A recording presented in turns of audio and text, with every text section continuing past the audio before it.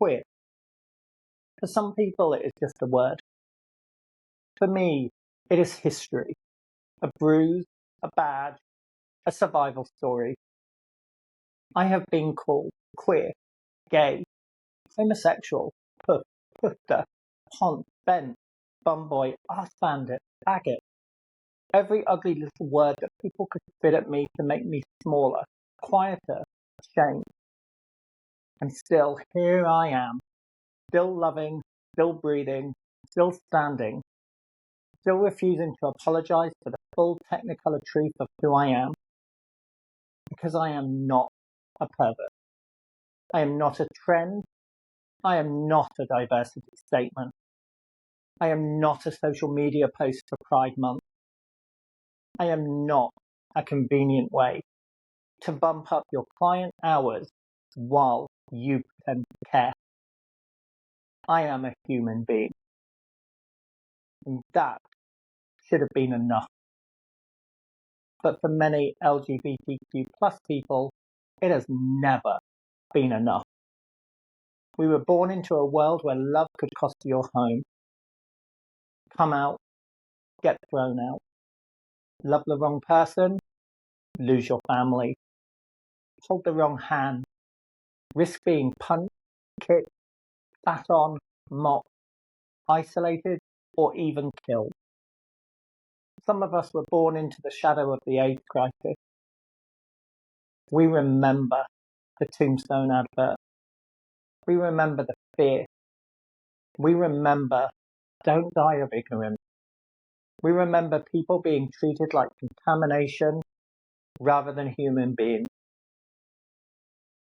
We remember gloves, distance, silence, shame, empty hospital bedsides, and families who would not visit. The UK's 1987 Don't Die of Ignorance campaign used stark tombstone imagery and reached households across the country, becoming one of the most recognisable public health campaigns of its kind. We remember Princess Diana shaking hands with men with AIDS without gloves, because at that time, a simple human touch became a radical act of compassion. That is the context people forget. So when someone says, I get why a pride lanyard might be helpful, but where do we draw the line? Should we have a lanyard for autism, for Islam, for every group? I hear something else.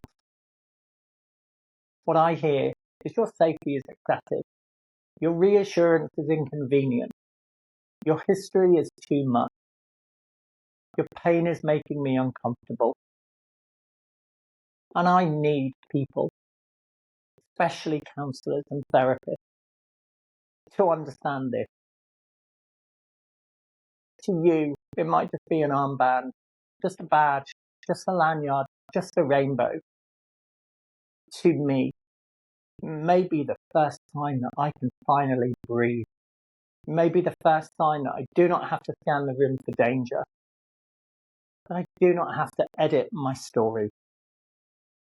That I do not have to change husband to partner. That I do not have to watch your face when I say the word gay.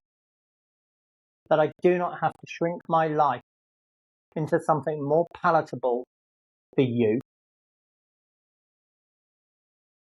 Even now, I still look over my shoulder. Just a little, just enough to check whether I am safe.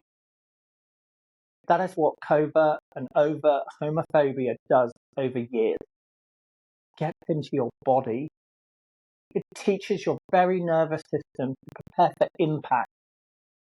It teaches you that acceptance can be conditional. Affection can be withdrawn. And silence can be safer than truth.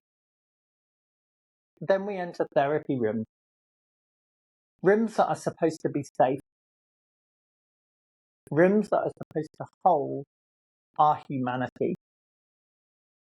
Rooms built on empathy, ethics, and unconditional positive regard. Yet some therapists say, I believe counsellors should be a blank canvas. Blank to who? Because being neutral, it's not always neutral.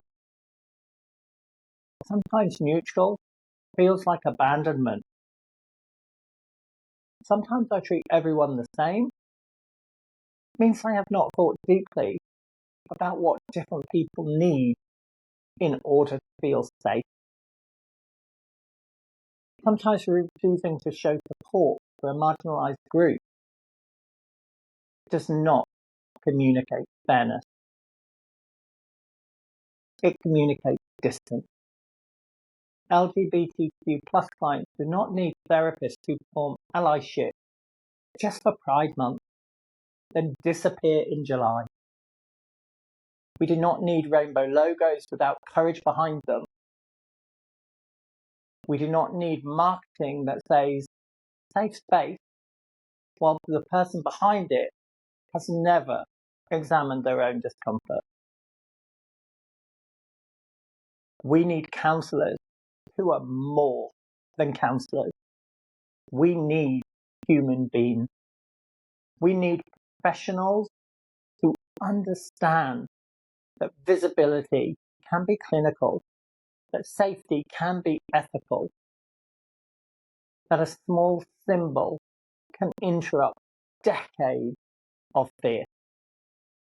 The Pansy Project, founded by artist Paul Harfleet in 2005, plants pansies at sites of homophobic and transphobic abuse.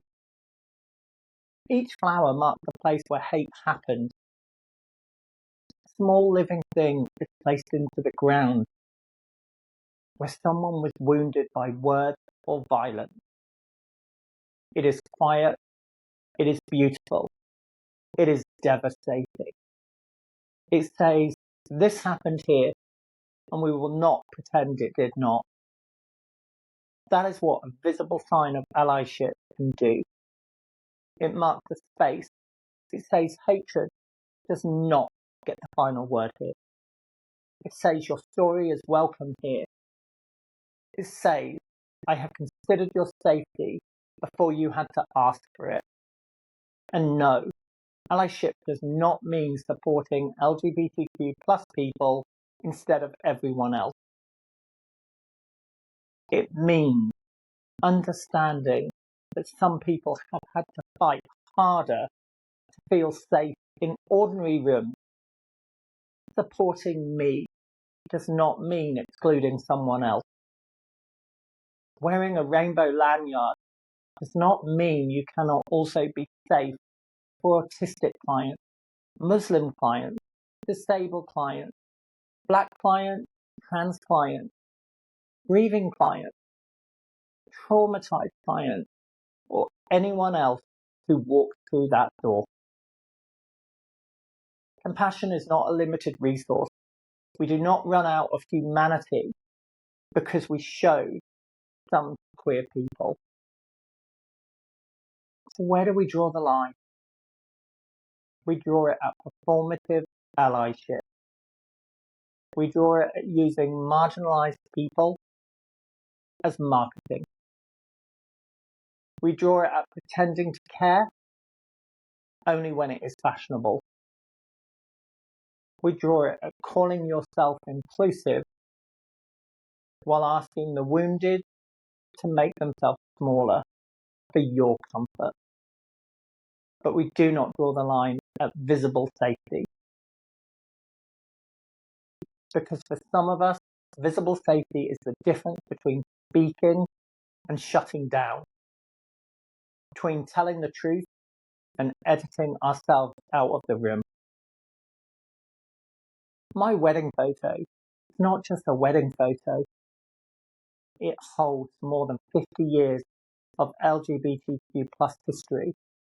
It holds the people who marched, cried, fought, buried lovers, lost families, challenged laws, nursed the dying, survived the shame, and still dared to love. When you look at me, do not see a niche. Do not see a category. Do not see a client demographic. Do not see a rainbow pound. Do not see someone useful for your inclusive branding. See me. I walk amongst you. I live next door to some of you. I sit in your waiting room.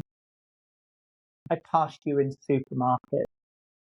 I love, laugh, grieve, marry, ache, hope, and survive. My gayness is not a problem to be managed.